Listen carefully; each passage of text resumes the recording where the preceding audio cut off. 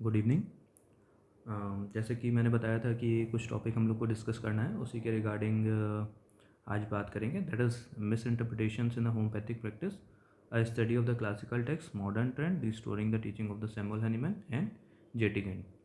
सो क्या है miss interpretations हैं आज हम जो होम्योपैथी प्रैक्टिस करते हैं उसमें, और क्या हमारे क्लासिकल टेक्स्ट में बोला गया है और क्या हम आज फॉलो कर रहे हैं।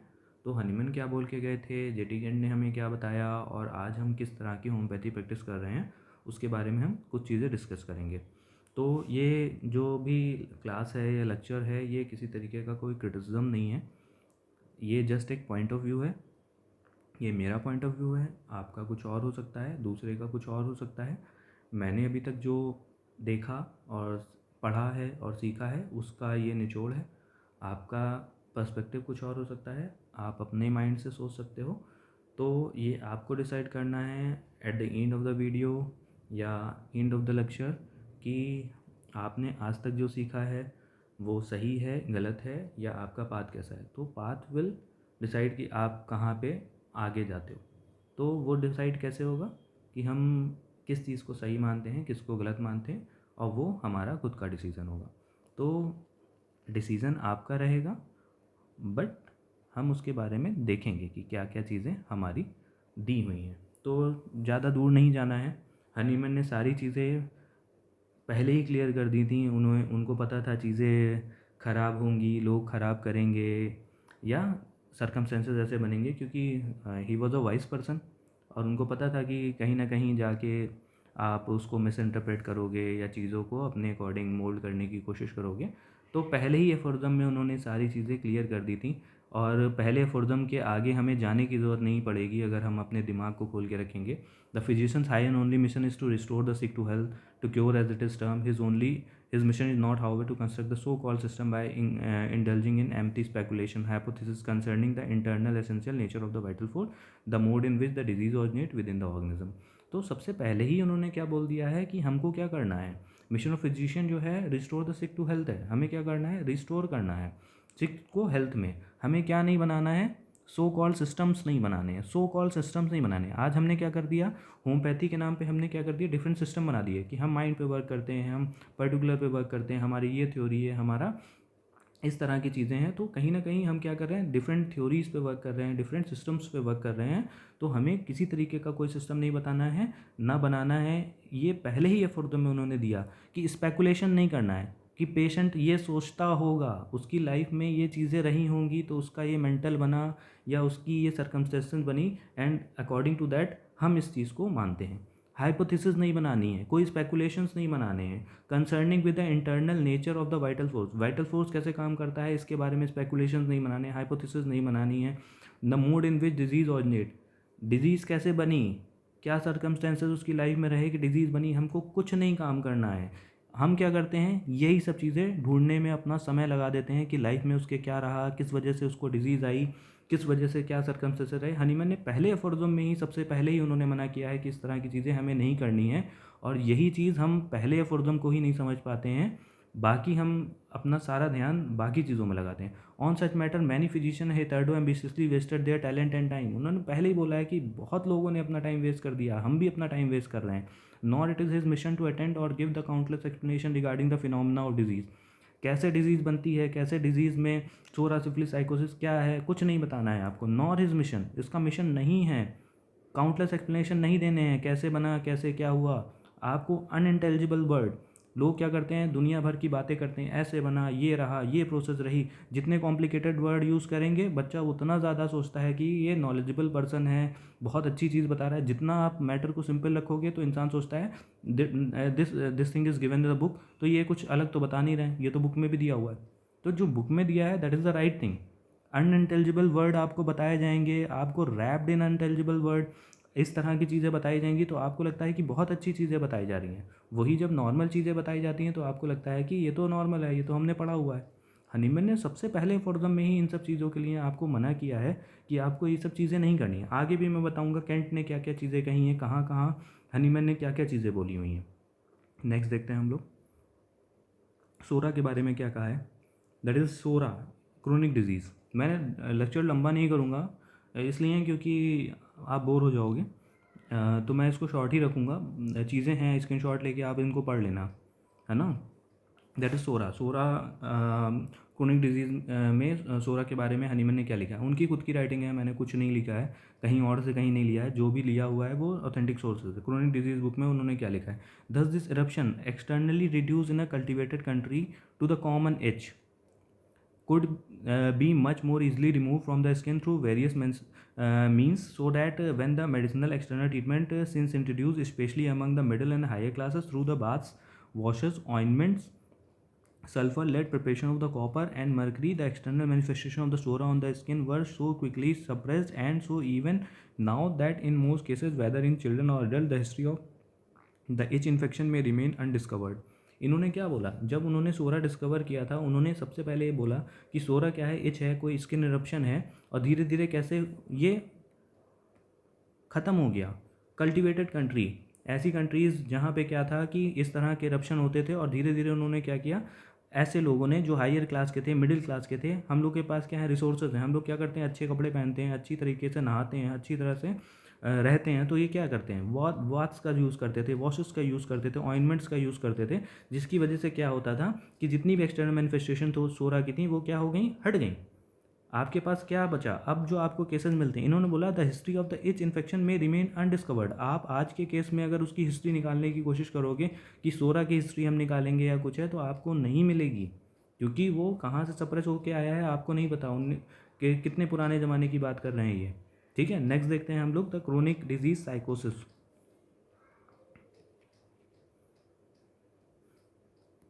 साइकोसिस में देखो क्या लिखा है, sycosis manifestation the excrescences usually the first manifestation themselves on the genitals. Sycosis, sycosis में हमने क्या बना दिया, हनीमैन ने बस एक डिजीज़ का नाम दिया था साइकोसिस, और हमने क्या बना दिया कि साइकोटिक मियाज्म के अंदर में हमने इतनी डिजीज़ेज डाल दी जितना आप जान नहीं सकते। हनीमैन ने केवल साइकोसिस किस चीज़ को बोला है, these accessions usually first manifest themselves on the genitals and appear usually but not always attended with some sort of gonorrhea and from the urethra several days or several weeks or even many weeks after the infection through the coition. More rarely they appear dry and wart-like. More frequently they are soft, spongy, emit a specific fetid fluid. They are often moist and resemble a herring brine discharge, bleeding easily and appearing in the form of cauliflower-like growth. इन्होंने simple चीज़ बताई, साइकोसिस क्या है, gonorrhoea, gonorrhoea है, पूरा character भी दिया है, urethral discharge होता है, इम्प्योर क्वेश्चन से हो रहा है, अपीयर कैसे होगा, they appear as a dry wart like structure, frequently ये सॉफ्ट हो सकता है, स्पॉन्जी हो सकता है, एमिट करेगा fetid smell, herring brine discharge मिलेगा, ब्लीड कर सकता है, appear in the form of cauliflower. Males में कैसा दिखेगा, मेल्स में they sprout forth on the glans, glans पे मिलेगा, अंडर द प्रिप्यूस में मिलेगा, फीमेल में कहाँ मिलेगा, पुडेंडा पे मिलेगा। The fig what disease which in later times usually during the French War in 1809-1814 was so widely spread. Gonorrhea depend on the fig wort miasm. इन्होंने किसको बोला, गोनोरिया को बोला साइकोसिस, फिग वॉट को बोला साइकोसिस। आज हम क्या करते हैं, इसके इंटरप्रिटेशन इतने हमने निकाल रखे हैं जितना पूछिए नहीं आप। नेक्स्ट देखिए line, as well as above mentioned existence which is whole sycosis are cured most surely and most thoroughly through the internal use of the thuja. इन्होंने बोला साइकोसिस के जो भी मैनिफेस्टेशन होंगे, एक्सटर्नल मैनिफेस्टेशन हो, इंटरनल मैनिफेस्टेशन हो, कुछ भी जो चीज़ आ रही है, होली किस चीज़ से आप ठीक कर सकते हो, that is the internal use of psora. एक ही दवा बताई उन्होंने साइकोसिस के ट्रीटमेंट में, उन्होंने केवल बताया कि are most surely and most thoroughly through the internal use of thuja, which in this case is a homeopathic in a dose of few pellets about the size of the coffee seed. इन्होंने क्या बोला कि केवल और केवल आपको क्या करना है, साइकोसिस में थूजा दे देनी है, और थूजा के बाद आपने क्या देनी है, देखो नेक्स्ट देखो क्या लिखा है, when these have exhausted their action after 15, 20, 30 और 40 days, 15 दिन बाद, 20 दिन बाद, 30 डेज बाद या 40 डेज बाद, they may be alternated with a small dose of nitric acid. केवल दो मेडिसिन की बात करी है, थूजा को अल्टरनेट करना है नाइट्रिक एसिड से, और आपका साइकोसिस जो है वो ट्रीट हो जाएगा। diluted to the decillionth degree, which may be allowed to act for an equally long time in order to remove the gonorrhea excrescens. This is the whole psychosis. This is the whole sycosis. Gonorrhoea और जो excrescences बन रहा है, this is the whole sycosis. पूरी sycosis को हटाने के लिए आपको 2 मेडिसिन केवल उन्होंने बताई, थूजा और नाइट्रिक एसिड. हमने कितने इंटरप्रिटेशन निकाले हैं? 1000 ऑफ द इंटरप्रिटेशन निकाले हुए हैं. This is not necessary to use any external. There is not no कोई एप्लीकेशन की यूज़ नहीं है आपको. ठीक है, तो 2 चीज़ें आपने देखी. अभी और आप देखते जाइए क्या क्या चीज़ें हैं. केंट ने क्या बोला है, आगे भी मैं दिखाऊंगा. उनके केसेस भी बताऊंगा मैं आपको कि क्या केसेस हैं, उन्होंने कैसे प्रिस्क्रिप्शन किए हैं और हम आज कैसे प्रिस्क्रिप्शन करते हैं. नेक्स्ट देखिए, सिफिलिस के बारे में क्या बोला गया है. In this first simple state and its simple cure, in this first simple state, its simple cure, when the canker or the bubo is still present, there is no complication with the developed sora, no prominent chronic ailment of the sora origin. Usually there is none in such young lively person, and with the latent sora, syphilis is combined as little as psychosis in the first stage. अब देखो इन्होंने क्या चीज़ बोली है कि the first stage syphilis जो होता है ईजिएस्ट टू क्योर होता है. इन्होंने बोला कि सिंपल फर्स्ट स्टेज में है, सिंपल अगर क्या है कैंकर के फॉर्म में है या बूबो के फॉर्म में है, तो इन्होंने बोला there is no complication when develop psora, no prominent chronic miasm psoric origin, usually there is no such in. इन्होंने बोला कि सिफिलिस जो है अभी कॉम्प्लिकेट नहीं करता है. किन लोगों में? यंग इंडिविजुअल में, लाइवली पर्सनस में. वो क्या होगा? प्योर फॉर्म में ही रहेगा, कैंकर के फॉर्म में ही रहेगा या बूबो के फॉर्म में ही रहेगा. वो कॉम्प्लिकेट नहीं करता है सोरा के साथ, वो कभी भी कॉम्प्लिकेट नहीं करता है. किन में? यंग पीपल में, लाइवली पर्सनस में नहीं करता. इन्होंने देखो दूसरी चीज़ क्या लिखी है, it need only 1 small dose. एक केवल स्मॉल डोज का चाहिए. किसका चाहिए? Mercury. That is the mercurial remedy in order to cure thoroughly and for ever the whole syphilis with its canker with in the 14 days. केवल और केवल syphilis के ट्रीटमेंट के चक्कर में उन्होंने बोला कि केवल आपको मर्क्यूरियल रेमेडी देनी है और उसी से आपका थॉरोली क्योर हो जाएगा सिफिलिस. और हमने क्या बना रखा है? सिफिलिटिक मियाज्म बना रखा है. इतने नंबर ऑफ डिजीज़ उसमें डाल रखी हैं कि आप सोच नहीं सकते कि सिफिलिस मियाज्म के अंदर उन्होंने क्या बताया केवल कि सिफिलिस जो है एक बीमारी है जो कि कैंकर और बूबो मिलता है उसमें, और ये कॉम्प्लिकेट नहीं होती है यूजली यंग पर्सनस में. और केवल एक मर्क्यूरियल डोज अगर आपने दे दी तो ये क्या कर देगी? उसको क्योर कर देगी with in the 14 days. Within a few days after taking such a dose of mercury, the canker become clean, sore, with a mild pus and heal itself as convenient to the venereal mercury fully extinguished within. 15 दिन के अंदर उन्होंने बोला, few days के अंदर ही क्या हो जाएगा? वो पूरी तरीके से एक्सटिंग्विश हो जाएगी. अब देखिए नेक्स्ट पॉइंट क्या लिखा है. 3-fold miasmatic complication. I have in my practice found only 2 cases of the 3-fold complication of the 3 chronic miasm. आप क्या करते हो? आज बोलते हो, कितनी बार आपने अपने टीचर्स को बोलते हो सुना होगा, डिजीज़ेस जो होती हैं ट्राई मियाजमेटिक होती हैं, इसके लेयर्स हैं, इसके ये हैं, इसका वो है, फलाना है, ठिकाना है. यहाँ क्या बोला? हनीमैन ने खुद बोला है द 3-fold मियाजमेटिक कॉम्प्लिकेशन. अब आप सोच लीजिए कि कौन सही है कौन गलत है. थ्योरेटिकल नॉलेज अपनी चेक करिए, लोगों की चेक करिए, मुझे नहीं पता कौन सही है कौन गलत है, बट जो हनीमैन ने लिखा है I am just coating that. इन्होंने बोला आई हैव इन माई प्रैक्टिस, उन्होंने खुद के प्रैक्टिस में फाउंड ओनली 2 केसेस. हनीमैन को केवल 2 केस मिले थे, मगर हमको रोज़ 50 मिल रहे हैं. तो Hahnemann, I have in my practice found only 2 cases of the 3-fold complication of the 3 chronic miasm, the fig wart disease, the venereal canker miasm and the same time develop psora. ये 3 chronic मियाज्म उनको कभी भी किसी भी person में 2 लोगों में केवल मिले थे. एग्जाम्पल भी दिया है, आप क्रोनिक डिजीज़ में पढ़ेंगे तो उनका नाम भी दिया हुआ है, किनके अंदर थे, क्या क्या चीज़ें थी, उनको अपने वाइफ के थ्रू हुआ, जैसे भी हुआ ये चीज़ें वो लिखा हुआ है. तो हनीमैन को केवल 2 केस मिले थे जो ट्राई मियाजमेटिक थे. These cases were cured according to the same method, that is the sora was treated first, then the other 2 chronic miasm whose symptoms were at the time most prominent, and the last one. तो आपने पढ़ा होगा first year में, second year, third year में आप लोग पढ़ते हो कैसे miasmatic disease, try miasmatic disease को या कैसे क्योर करते हैं. तो उसमें ये होता है कि भाई जो भी आपको मियाज्म सबसे पहले अच्छा लगता हो, चीज़ें जिसके अच्छे सिम्टम मिल रहे हो आप उसकी मेडिसिन दीजिए. सोरा के आपको सिम्टम मिल रहे हो, आप सोरिक मेडिसिन दीजिए, सोरिक सिम्टम हट जाएंगे. उसके बाद आप क्या करोगे? जो भी मियाज्म आपको दिख रहा हो, सेकंड मियाज्म, उसके सिम्टम देखिए, उसके अकॉर्डिंग मेडिसिन दीजिए. जो लास्ट बचा है उसका आप ट्रीटमेंट करिए.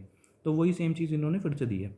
Preamble of the materia Medica pura, materia Medica Pura में उन्होंने क्या क्या चीज़ें दी हैं। देखो नेक्स्ट देखो, many persons of my acquaintance but only half converted to the homeopathy have repeatedly urged me to publish the still more exact direction as to how this doctrine may be actually applied in the practice and how we are to proceed. I am astonished that after the very particular direction contained in the organ of medicine some specific instruction can be wished for. Hahnemann ने बोला हमने सारी चीज़ें पहले से ही बता के रखी हैं आपको, पूरी हमने किताब छाप दी, इतने साल हमने लगाए, उसके बाद आप क्या करते हो कि कुछ और बताइए, कुछ नया बताइए, कैसे हम अप्लाई करें, कैसे हम क्या करें। तो इन्होंने बोला कि पूरी ज़िंदगी में हमने सारी चीज़ें बता दी, उसके बाद भी आप कैसे पूछ रहे हो मुझसे कि और कुछ बताइए। After the very particular direction content in the organ of medicine more specific instruction can be wish for, कैसे आप इन सब चीज़ों के बारे में सोच भी रहे हो, पूछ भी रहे हो। आई एम ऑल्सो आज how we examine the disease in each particular case as if sufficient detail direction were not already be found in the book just mention. उन्होंने बोला कि आप कैसे डिजीज़ को एग्जामिन करोगे, किसी पर्टिकुलर केस को कैसे देखोगे। उन्होंने बोला कि पहले ही मैं सारी चीज़ें ऊपर वाली बुक में बता चुका हूँ, ऑर्गन ऑफ मेडिसिन में मैं सारी चीज़ें बता चुका हूँ, आपको नई बुक की क्यों ज़रूरत है, नए डायरेक्शंस की क्यों ज़रूरत है। As in homeopathy the treatment is not directed toward the imaginary और the invented internal cause of the disease. बहुत बढ़िया शब्द लिखे हैं, हाईलाइट किए हुए हैं मैंने, देख लीजिए। As in homeopathy the treatment is not directed toward the imaginary और internal cause of the disease nor yet toward the name of the disease invented by the man. तो इन्वेंटेड बाय द मैन तो हम सुन लेते हैं कि हम किसी disease को क्योर नहीं करते, हम किसी डिजीज़ के ट्रीटमेंट नहीं देते, ये तो हमने पढ़ लिया। बट ऊपर वाली लाइन क्या लिखी है, as in homeopathy the treatment is not directed toward the imaginary. आप क्या करते हो, इमेजिनरी डिजीज़ बनाते हो, पेशेंट बोल रहा है उसकी बात का इंटरप्रिटेशन करते हो। या आप क्या करते हो, invented internal cause of the disease, आप खुद से कोई कॉज इन्वेंट कर देते हो, इस वजह से हुआ होगा, इस वजह से है इसको। तो आपने ये वाला तो मान लिया कि हाँ किसी डिजीज़ का ट्रीटमेंट नहीं है, एज अ होल हम करते हैं, मगर ऊपर वाली लाइन भी तो आपको पढ़नी चाहिए, which nature knows nothing of as every case of the non malignant disease is the distinct individual independent peculiar and a complex of the symptoms always differing in nature, never hypothetical presupposed, so no particular direction can be laid down it। सब cases different हैं, तो आपको कोई एक particular direction नहीं है कि इसी डायरेक्शन पे आप सारे केसेस को आप देख सकते हो। Except that the physician in order to effect a cure must oppose to every aggregate of the morbid symptom in a case a group of the similar medicine symptom a complete as can be met with any single known drug। आप क्या करते हो, आप बोलते हो कि हम complete picture of the disease देखते हैं, हम पूरा टोटलिटी लेते हैं, but at the end of the day अगर आप देखोगे अपने प्रिस्क्रिप्शंस को, आप किसके बेसिस पे कर रहे हो, आपने एक माइंड रूब्रिक उठा लिया और आपने कहा कि ये रूब्रिक है और यही इसकी थीम मिल रही है हमें। ये बताइए ये की नोट प्रिस्क्रिप्शन है कि ये टोटलिटी ऑफ द प्रिस्क्रिप्शन है, और आप इसको एक्सप्लेन कैसे करते हो कि this is the theme of that person. Hahnemann ने क्या लिखा है, except the physician in order to affect the cure must oppose to the very aggregate of the morbid symptom. Morbid symptom को बोला है उसने कहीं नहीं बोला कि आप उसकी थीम निकालिए। उन्होंने क्या बोला, aggregate of the morbid symptoms. Aggregate जो भी सिम्टम है, 10 सिम्टम लेके आया, 10 बीमारी के सिम्टम लेके आया, उनका एग्रीगेट करिए in a case a group of similar medicinal symptoms as complete as can be met with any single known drug। अगर केवल और केवल उनको थीम पे देना होता दवा तो इतनी ड्रग प्रूविंग करते, इतने सिम्टम्स निकालते हेड से लेके टो तक के, थीम ना लिखी होती डिजीज़ की, मेडिसिन की थीम ना लिख देते, वो डिजीज़ की थीम्स नहीं लिख देते कि इस तरह का पेशेंट आएगा और इस तरह की थीम आपको इस मेडिसिन में मिलेगी and according to that theme you will give the medicine. Head से ले के टो तक के क्यों सिम्टम लिखे गए हैं, for this symptoms of the medicine can not admit of more than a single medicine. आपको एक सिंगल मेडिसिन देनी है जो भी उसके सारे मॉर्बिड सिम्टम, तो एग्रीगेट मॉर्बिड सिम्टम्स को ट्रीट करती हो, किसी थीम को नहीं ट्रीट करना है आपको। किसको ट्रीट करना है, एग्रीगेट ऑफ द सिम्टम, और ऐसी मेडिसिन निकालनी है जो कि उन एग्रीगेट सिम्टम्स को क्या करती हो, कवर करती हो। मटीरिया मेडिका प्यूरा की बात करते हैं।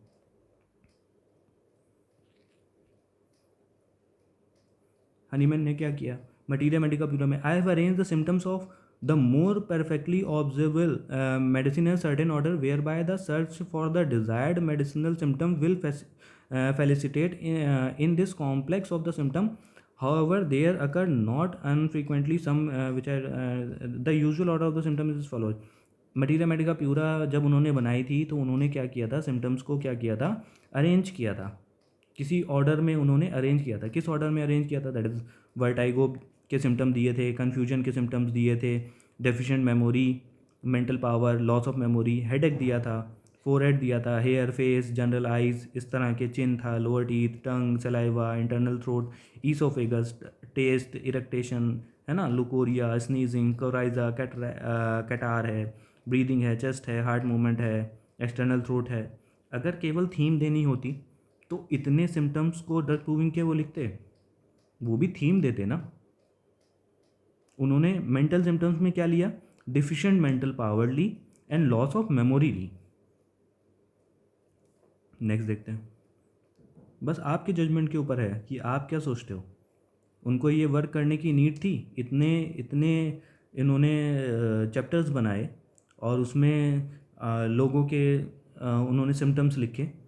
तो अगर थीम देनी होती तो इतना लिखते क्या? डिज़ायर वॉमिटिंग, डिज़ायर है, डिज़ायर फॉर फूड है, हंगर है, हाइपोगैस्ट्रियम है, यूरिनरी ब्लैडर है, यूरेथ्रा है, जेनाइटल ऑर्गन्स हैं, सेक्सुअल ऑर्गन्स हैं, इस तरह की चीज़ें इन्होंने लिखी. आर्सेनिक एल्बम 50 पन्ने का लगभग आपको आर्सेनिक एल्बम 50-51 पन्ने का आपको देखने मिलता है मटीरिया मेडिका प्यूरा में. दैट इज़ पेज नंबर 113 से 163 में आपको क्या मिलता है? आर्सेनिक एल्बम मेडिसिन मिलती है. Hahnemann has added the proving by Baehr है, ग्रॉस है, हॉर्नबर्ग है, लैंगरहैमर है, मेयर है, स्टैफ है. इन लोगों ने इनको प्रूविंग में हेल्प की थी और इनके ऊपर प्रूव किया गया था आर्सेनिक एल्बम और इन्होंने सिम्टम दिए थे. Apart from these many authorities who quoted the effect of the drug are also been mention. अगर आप मटीरिया मेडिका को खोलोगे प्यूरा तो उसमें 50-100 लोगों के नाम है जिन्होंने अपने सिम्टम्स दिए हुए हैं. That is the many other authorities जिन्होंने उनको देखा है या उनको मिले हैं या कुछ है. अब देखो क्या आर्सेनिक एल्बम में दिया है. रेस्टलेसनेस, माइंड के सिम्टम्स आप देखते हो ना आर्सेनिक एल्बम के. That is the restlessness, hypochondriacal anxiety such as is wont to occur from the sitting much in a room and as if aroused from the upper part of the chest without palpitation of the heart. This is the symptom of arsenic album. जो mental symptom है arsenic album के, restless होता है, hypochondriacal anxiety है, easily startled when alone, he is beset by the thoughts about the disease and other indifferent character and cannot be rid of him, persistent anxiety like the gnawing uneasiness and he has failed his duty to without knowing within.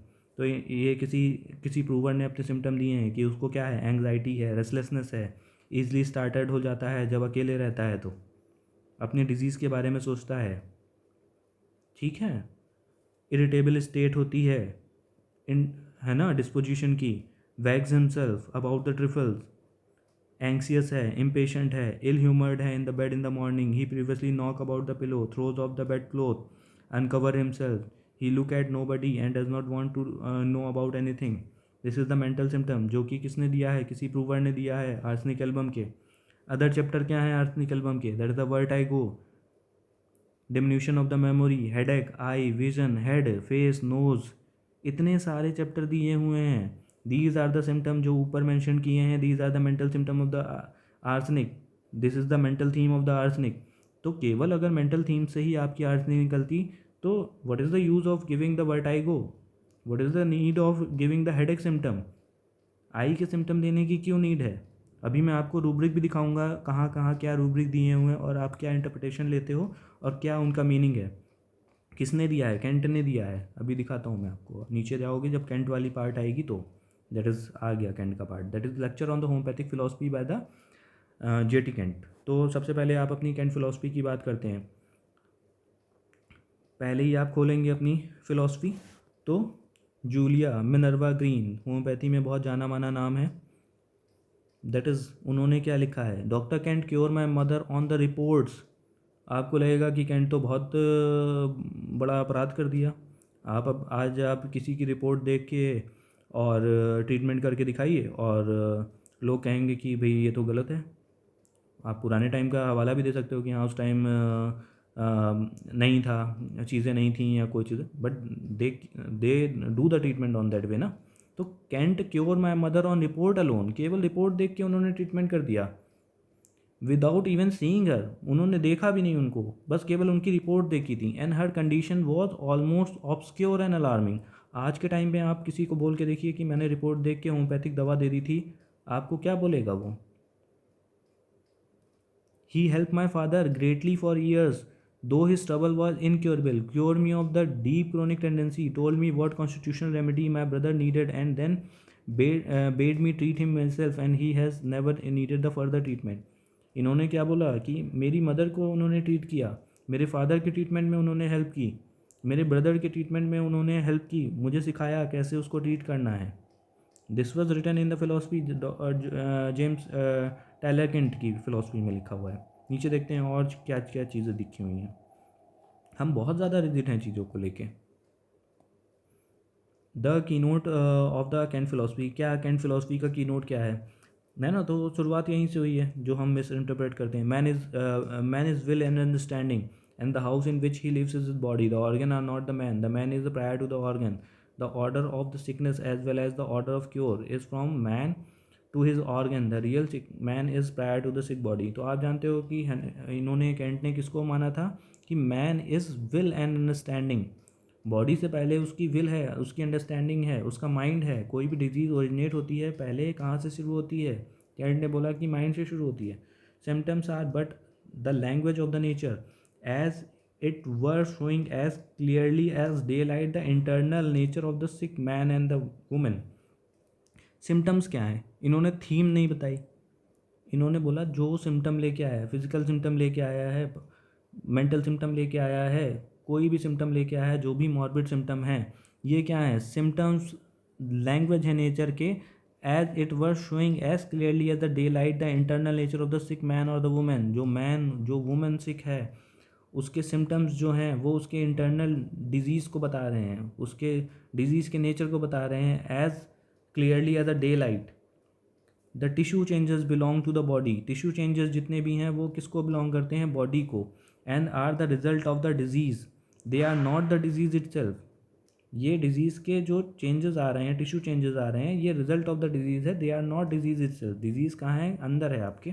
The physician has to perceive in the disease that which is to be cured and that is the true totality of the symptom. इन्होंने बोला the physician has to perceive in the disease what is to be cured and that is true totality of the symptom. इन्होंने बोला कि जो आपके tissue changes हैं उसको हम डिजीज़ नहीं मानते, हम मानते हैं कि कुछ अंदर जो है उसको हमको आपको टोटलिटी में लेना है. हम यही सब चीज़ें पढ़ते हैं और इन सब चीज़ों को हम क्या करते हैं? मिस इंटरप्रेट करते हैं. ऊपर वाली लाइन को आपने इग्नोर कर दिया, नीचे वाली लाइन को आपने क्या कर दिया? अपना बेस मान लिया. अभी मैं इनके प्रिस्क्रिप्शंस भी दिखाऊंगा. He has to perceive the nature of disease and the nature of the remedy. Next देखते हैं. What the doctor need to know. ये जेडी कैंट की बुक है, आपने पढ़ी हुई होगी. What the doctor need to know, समझी है कि नहीं समझी है I don't know. What the doctor need to know in order to make the successful prescription. Doctor Kent ने बोला है चैप्टर 3 में मेंटल सिम्टम्स के बारे में बोला है. उन्होंने सारी चीज़ें दी हैं. The symptoms of the mind and disposition are the most important. इन्होंने बोला, जैसे जिन्होंने भी हेयर की पढ़ी होगी डॉक्टर जेडी कैंट की, उनको पता है कि माइंड है, माइंड में will, understanding and memory are the symptom, जो कि इन्होंने इंपॉर्टेंस दिया था. Symptoms of the mind and disposition are the most important and should be carefully considered and recorded. Give this section your particular attention. इन्होंने बोला mind को बहुत important देनी है, माइंड एंड डिस्पोजिशन को बहुत इंपॉर्टेंस देनी है, मेमोरी को इंपॉर्टेंस देनी है. पुअर है, अच्छी है. Do you remember what you read? Do you read with interest and pleasure? Easily apply कर देते हो माइंड को.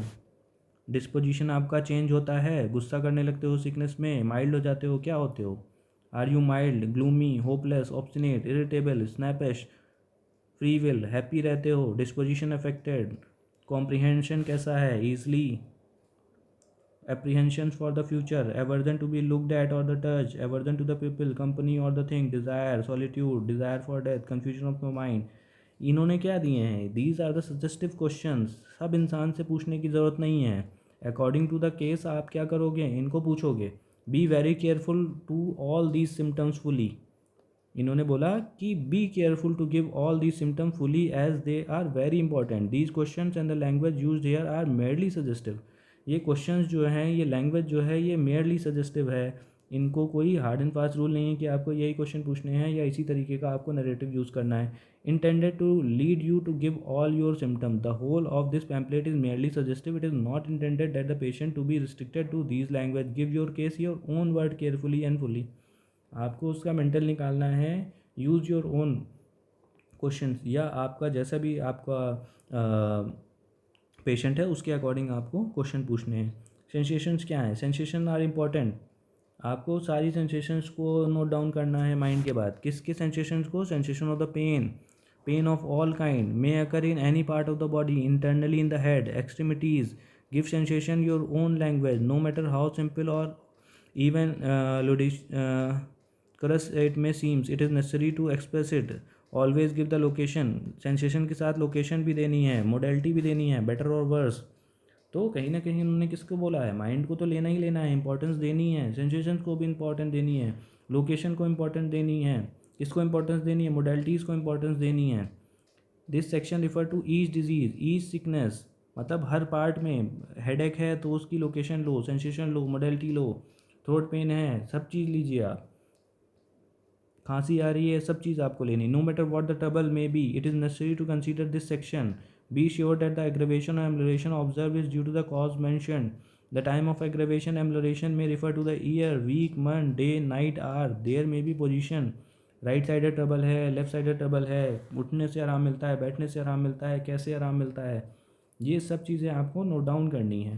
Pen, give the exact location. That is the head, body, arm, leg, foot, right और left. Make the location as precise as possible. अगर केवल और केवल एक जगह पे प्रिस्क्रिप्शन करना होता तो इतना हेडेक लेते क्या वो लिखने के लिए कि सारी चीज़ के बारे में उन्होंने लिखा है कि हेड से लेके फुट तक की सारी लोकेशन आपको प्रिसाइज लेनी है. Always mention where it start, where it goes, what is the general feeling after the pain leaves, how does the pain come, quickly और स्लोली. तो जिस जिस जगह वो बताया आपको 10 कंप्लेन लेके आया, उन 10 कंप्लेंट्स की आपको क्या लेनी है? पूरी कंप्लीट सेंसेशन लेनी है, कंप्लीट लोकेशन लेनी है, उसकी सारी चीज़ें आपको नोट डाउन करनी है. क्या क्या सेक्शंस दिए हैं? डिस्चार्जेस का सेक्शन दिया है, क्वांटिटी है, टाइम है, ओडोर है, अपीयरेंस है, पार्ट को शोर करता है कि नहीं. अदर सेक्शन जो दिए हुए हैं उन्होंने आपको सक्सेसफुल प्रिस्क्रिप्शन बनाने के लिए हेड दिया है, ईयर दिया है, आइज़ दिया है, नोज़ दिया है, माउथ दिया है, टंग दिया है, थ्रोट दिया है, ईटिंग, ड्रिंकिंग, क्रेविंग दी हुई है, एवर्जन दिया हुआ है, थ्रस्टी हो, थ्रसलेस है, किस तरह की चीज़ें खाना पसंद करते हो, किसी चीज़ को क्रेव करते हो, हॉट पसंद है, कोल्ड पसंद है, आइसक्रीम पसंद है, कोल्ड ड्रिंक पसंद है. सारी चीज़ें दी हुई हैं, हेड से लेकर टो तक की सब चीज़ें उन्होंने दी हुई हैं कि किस किस सेक्शन में क्या क्या चीज़ें पूछती हैं. अदर चैप्टर जो हैं, नोजिया है, वॉमिटिंग है, इरेक्टेशन है, हम क्या करते हैं? थीम निकालने की कोशिश करते हैं मेडिसिन की. हर चीज़ में उन्होंने कुछ ना कुछ क्वेश्चंस दे रखे हैं कि नोजिया में आपको क्या पूछना है, वॉमिटिंग में आपको क्या पूछना है, इरेक्टेशंस में आपको क्या पूछना है, स्टमक कंप्लेन कोई लेके आया तो आपको क्या पूछना है, एब्डोमेन की कोई कंप्लेन लेके आया, यूरिन की कंप्लेन लेके आया, यूरिनेशन की, स्टूल की कंप्लेन लेके आया तो आपको क्या पूछना है. वुमेंस के लिए मेमोरी कंप्लेन है, जेनाइटल से रिलेटेड है, वजाइना, ओवरी, यूट्रस से रिलेटेड कंप्लेन है पूछना है, मेंस से सेक्सुअल डिज़ायर पूछनी है, बाकी और कंप्लेन जो भी होंगी उनकी वो पूछनी है. Pain in abdomen, a suspected tumour case. अब देखते हैं इनके केसेस के बारे में. देखते हैं हमने कितना माइंड लिया, कितना थीम ली. ये कैंट के केसेस हैं. Pain in abdomen and suspected tumour, case of Murex का केसेस है. मिस्टर के, एज है इनकी 40, a mid wife, complain of the abdominal trouble. Mrs के हैं ये और ये 40 साल की हैं. Complain of the abdominal trouble. She believes she has a tumor. There was a severe cutting pain in the region of the uterus extending upward to the mammary.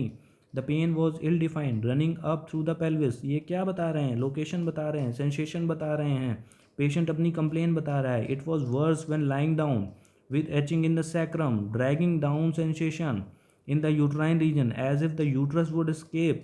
There was an empty, all gone feeling in the stomach. Greenish yellow leukorrhea was present with itching in the labia, mons veneris, along with the intense sexual desire. The os uteri was said to be ulcerated, eroded. It was sensitive to touch. ये क्या है? ये these are the physical complaints that was narrated by the patient of Dr. Kent. Contact with the finger on the cervix brought on the sharp pain described as extending to the left mammary gland. The uterus was enlarged, indurated. She had born several child, has experienced several abortions, and was accustomed to the hard work. To determine the important guiding features of this case, we must compare the several remedies. ये remedy किसके basis पे compare हो रही हैं? उसकी complain के basis पे हो रही हैं, किसी थीम के बेसिस पे नहीं हो रही है. Chiefly the murex sepia, the cutting pain in the uterus is found under क्यूरार म्यूरेक्स एंड सीपिया. क्या बताया इन्होंने? जो जिस तरह का कैरेक्टर पेन का बता रहा है वो किसके अंडर में आता है? क्यूरार के अंडर में आता है, म्यूरेक्स के अंडर में आता है, सीपिया के अंडर में आता है. However is the only one producing a cutting pain in the uterus extending to the left mammary gland. Murex जो है वो केवल जो ऐसी मेडिसिन है जो कि कटिंग पेन प्रोड्यूस करती है इन द यूट्रस, जो कि एक्सटेंड करता है लेफ्ट मेमोरी ग्लैंड पे. The all gone sensation in the stomach is characteristic of the Murex. ये क्या कर रहे हैं? हटा रहे हैं, डिड्यूस कर दे रहे हैं मेडिसिन को, है ना. ये क्या कर रहे हैं? हटा रहे हैं मेडिसिन को. All gone sensation in stomach किसमें? म्यूरेक्स में है, फॉस्फोरस में है, सीपिया है. Throbbing in the uterus belong specially to the murex. Throbbing जो है म्यूरेक्स में है. Dragging down sensation is common to both murex and sepia, but the marked sexual desire belong particularly to the murex, but both remedy may be a yellowish greenish leukorrhea, as in pain in the sacrum is common to the murex sepia, and many other enlarged ovary is noted under the murex, though not mentioned in Milton's uterine therapeutic. वो Milton therapeutic तक को use करते थे. आप therapeutic book के बारे में बोलना तक नहीं चाहते, बात भी नहीं करना चाहते आप. In murex the pain tend to go upward and thought as is the worse lying down. In sepia the patient is better while lying down and the patient tend to go around. The single dose of the murex was given. She was much worse for several days. उन्होंने single dose Murex की दी, कुछ दिन के तक उनको aggravation रहा, उसके बाद वो ठीक हो गए, पेशेंट ठीक हो गए. नेक्स्ट केस है उनका abscess on the face. A middle-aged gentleman has an abscess on the side of the face, just in front of the ear. Suppression was advanced and fluctuations were marked. Cilicia has done some good and has controlled the pain. इन्होंने क्या किया कि किसी patient के abscess था और suppression था. Silicea ने कुछ गुड किया, बट क्या है उसके बाद भी क्या है? The cavity has aspirated several time by the surgeon. उसके बाद कंटिन्यू वो क्या हो रही थी? रीफिल हो जा रही थी. थोड़े टाइम तक वो एब्सेस में पस नहीं बनना था, फिर रीफिल हो जा रहा था. ठीक है. The enlargement then took one character. It became bluish mottled with great burning and sharp cutting pain. कहाँ पे बता रहे हैं? डिजीज़ के सिम्टम बता रहे हैं, ये उसके कैरेक्टर बता रहे हैं कि किस तरह का पेन है, किस तरह का कैरेक्टर है उसकी पैथोलॉजी का. The hardness was extended and the opening discharge was thin, bloody, foul smelling. The patient was chilly, nauseated and the symptom of the pyremia. After one dose of the tarantula किसके basis पे दी? Restlessness के basis पे दी. किसके basis पे दी? It became bluish, mottled with great burning and sharp cutting pain. Tarantula का एक dose दिया 12x में. Immediate change for the better took place. No more pus form. He is entirely well. Within the 20 days, the discolored area become the bright red and gradually return to its normal color. Pyemic symptoms भी ठीक हो गए within 12 hours. No further medicines was given. Bladder symptom, eryngium. Rare medicine तो हम use ही नहीं करेंगे बिल्कुल. इरिंजियम. Bladder symptom, Eryngium aquaticum 30 cured a lady who has suffered from the following urinary symptom for the 2 years. She was compelled to pass urine. हमें symptoms नहीं पता है तो we will not use the medicine, we will go for the polycrus. यही हमारा मोटो है. The urine was scalded, the burning during or sometime after the urination. She has become greatly reduced in the flesh from the continued pain, urging and loss of the sleep. She also passed the urine in the bed because she became so exhausted that it was impossible for her to awaken in a time to respond to the call. Urine was not chemically examined, but it was highly colored and strong smelling. After taking the remedy during the day, she awoke only twice, followed the night, after which she slept well and rapidly regained her strength and flesh. She was upward of the 50 year of age. No cause could be discovered for the irritable bladder. I have never seen the similar bladder symptoms and cure with this remedy when used in the potency 3x, 6x, 12x and 30x in such a striking manner. उन्होंने इस तरह का cure कभी नहीं देखा था. The continuous टीजिंग urging and the dribbling drop by drop with smarting and the burning night and day. I have often seen disappear under its use. इस medicine के यूज़ में इन्होंने इस तरह के सिम्टम्स को डिसअपियर होते देखा है. It is uncommon for exaggerated sexual desire to be present unlike the cantharis. तो कैंथरस में जिस तरह का सेक्सुअल डिज़ायर होता है उसमें नहीं प्रेजेंट होता. The patient is generally better in the warm. तो इन्होंने क्या किया, मेडिसिन को डिफ्रेंशिएट करना बताया ना कि कैंथरिस को आप कैसे इस मेडिसिन से डिफ्रेंशिएट करोगे, एपिस को कैसे डिफ्रेंशिएट करोगे. The patient is better in the warm places like the apis. Apis को क्या है, एग्रेवेशन है. कैंसर, लीवर कैंसर का एक केस बताया था, इनका खुद का केस नहीं है बट इन्होंने अपनी बुक में मेंशन किया हुआ है या इनकी राइटिंग में जब ये पढ़ाते थे तो इन्होंने अपने बच्चों को मेंशन किया हुआ है. क्या मेंशन किया है बच्चों को, doctor Lippe's daughter had a cancer of the liver. Her distress was intense as her father watched her. He noticed that she rolled constantly from the side to side. This reminded him of the description of the tarantula. Tarantula की restlessness मिल रही है, distress मिल रहा है, which had been published, which he had read a few days previously. Emphasizing this feature, he administered the tarantula and obtained from the sufferer a euthanasia that has seemed impossible before. इस restlessness पे, इस distress पे, इस pen पे इन्होंने क्या दिया, tarantula दिया. पेशेंट बचा नहीं बट क्या हुआ, उसको पेन उसका कम हो गया, उसकी डेथ जो थी लेस पेनफुल रही. कुछ रूब्रिक देखते हैं. Rubric that is biting tumbler. आपने रूब्रिक सुना होगा, काफ़ी लोग यूज़ भी करते हैं इसको प्रिस्क्रिप्शन में. बाइटिंग टम्बलर के अंदर आर्सेनिक एल्बम एक मेडिसिन आती है.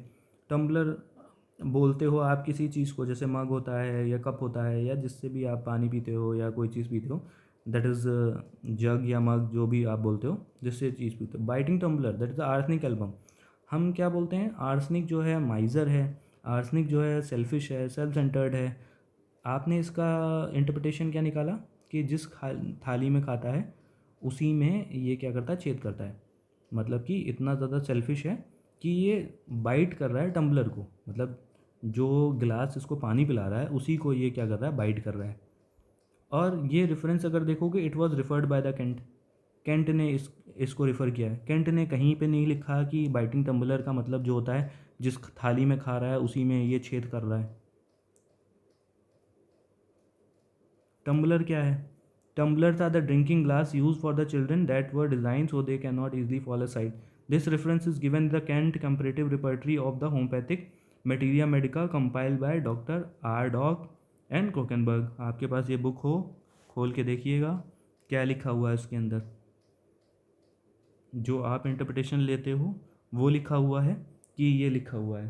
फारूक जे मास्टर की भी बुक आती है, उनमें भी रूब्रिक दिए हुए हैं और उसका इंटरप्रिटेशन दिया हुआ है और एट द सेम टाइम किन कंडीशंस में वो मिलती हैं आप उनको देख सकते हो. आप क्या करो कि जहाँ पे किसने दिया हुआ है ये रूब्रिक, बुक खोल के देखिए कि जिन्होंने दिया है, कैंट ने ये रेफरेंस दिया हुआ है या ये रूब्रिक दिया हुआ है, तो ये कहाँ से लिया, उनकी राइटिंग में वो क्या फेस था जिसमें इस सिम्टम्स को उन्होंने यूज़ किया. बाइटिंग टम्बलर को उन्होंने इस तरह से यूज़ किया है या इस तरह से यूज़ किया है कि कोई बच्चा जो है वो बिहेवियर डिसऑर्डर हो रहा है उसको और वो क्या कर रहा है कि दांत से किसी चीज़ को चबा रहा है. दूसरा चीज़ देखिए, नेक्स्ट रूब्रिक देखते हैं, that is light desire for stramonium. Stramonium mention है, आपको पता होगा, लाइट डिज़ायर में आप पढ़ते भी हो. एस्ट्रामोनियम जो है मेंशन अंडर द रूब्रिक.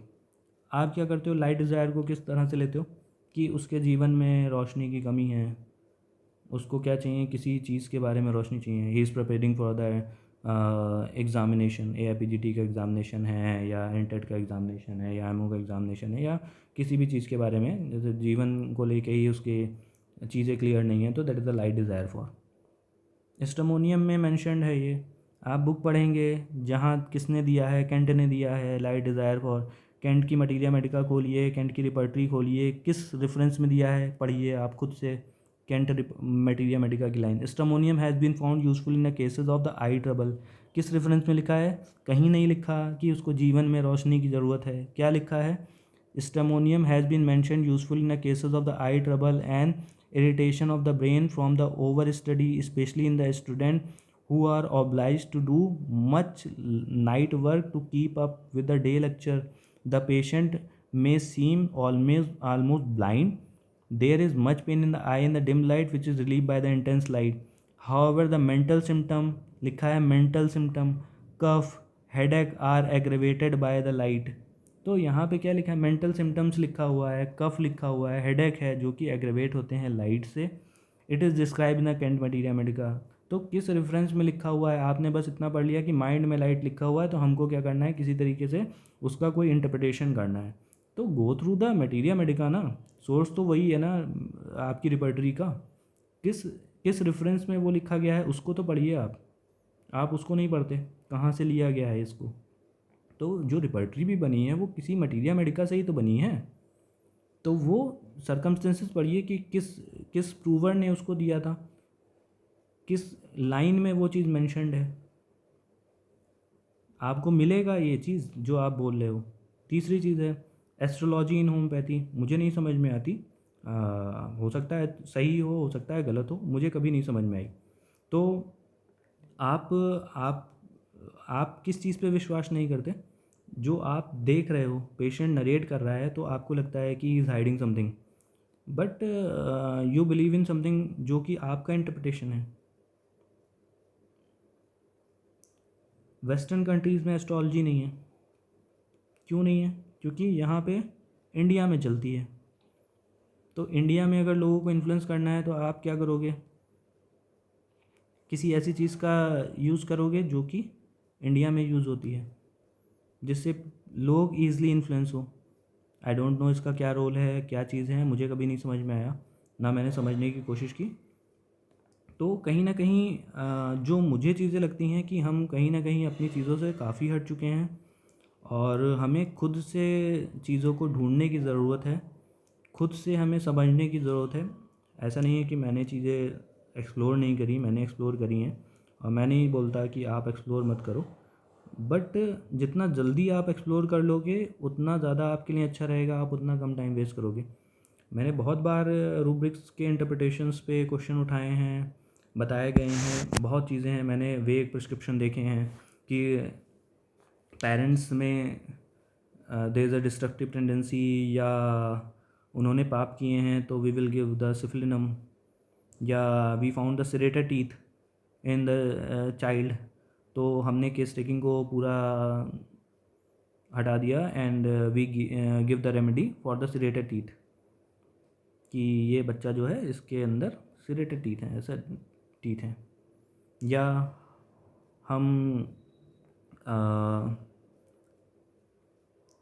कोई ऑटिस्टिक पेशेंट है या कोई ऐसा पेशेंट है, मेंटली रिटार्डेड बच्चा है या कुछ ऐसा है, वो बचा के चल रहा है and we gave the symptom की as if the legs are made up of glass या वुड, कि वो बच्चे चल रहा है इसलिए क्योंकि उसके पैर जो हैं वो उसको लगते हैं कि वुड के बने हुए हैं.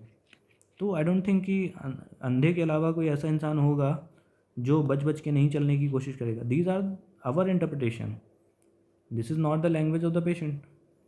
ये हमारा इंटरप्रिटेशन है, सही भी हो सकता है, गलत भी हो सकता है. तो कितना सही हो रहा है, कितना गलत हो रहा है, ये आपके ऊपर है.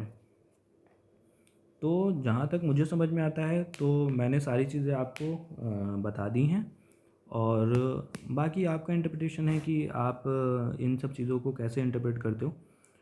और लॉन्ग केस टेकिंग ठीक लगती है, ठीक है, करनी भी चाहिए और सही भी है.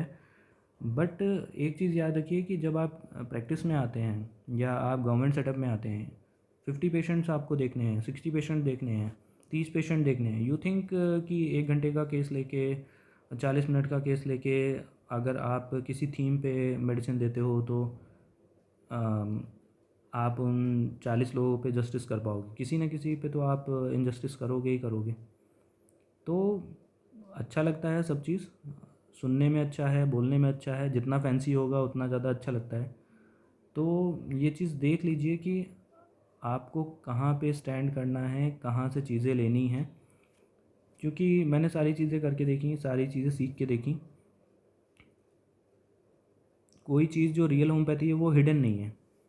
तो अगर कोई आपको छुपा रहा है कि ठीक है अभी नहीं बताएंगे, बाद में बताएंगे, या आप इतने कैपेबल नहीं हो अभी समझने के लिए, तो होम्योपैथी इतना टिपिकल है नहीं कि आप समझ ना पाओ ये चीज़ है, तो कोई छुपाने वाली भी चीज़ नहीं है। तो कोई भी चीज़ ऐसी नहीं है जो आपसे छुपाई जाए या आपसे बताई जाए जो आप नहीं समझ पाते हो। तो आप कोशिश करिए कि जितना सिंपल वे में आप अपनी प्रैक्टिस को रख पाते हो या होम्योपैथी को रख पाते हो उतना अच्छा रहेगा आपके लिए।